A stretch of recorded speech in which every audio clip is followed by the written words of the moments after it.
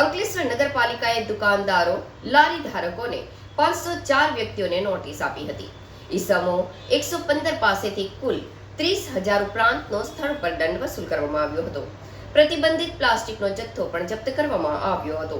પાલિકા સ્વચ્છતાના મુદ્દે ગંદકી ફેલાવતા તેમજ પર્યાવરણને નુકસાનકારક એવી પ્રતિબંધિત પ્લાસ્ટિકના ઉપયોગકર્તા સામે કડક રૂપ અપનાવ્યું છે.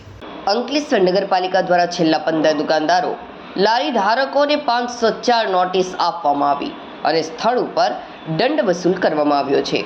નગરપાલિકાના ચીફ ઓફિસર કેશવલાલ કોલડિયાના માર્ગદર્શન હેઠળ સેનિટરી ઇન્સ્પેક્ટર રઘુવીરસિંહ મહેડા અને સેનિટેશન સુપરવાઇઝરની સમગ્ર ટીમ દ્વારા જુદા જુદા વિસ્તારના દુકાનદારો, લારી ધારકો, પાથરણાવાળાઓ મળી ત્યાં અત્યાર સુધીમાં 504 ઈસમોને નોટિસ આપવામાં આવી હતી.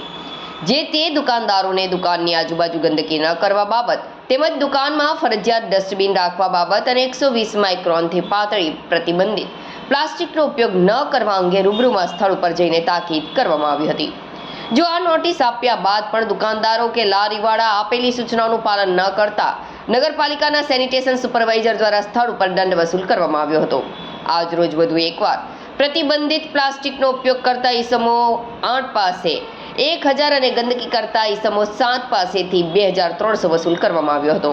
અંકલેશ્વર નગરપાલિકા દ્વારા તારીખ 1 ડિસેમ્બરથી 16 ડિસેમ્બર દરમિયાન પ્રતિબંધિત પ્લાસ્ટિકનો ઉપયોગ કરતા ઈસમો 64 પાસેથી દંડ રૂપિયા 14,700 વસૂલ કરીને પ્લાસ્ટિક 57 કિલો 500 ગ્રામ જપ્ત કરવામાં આવેલ છે.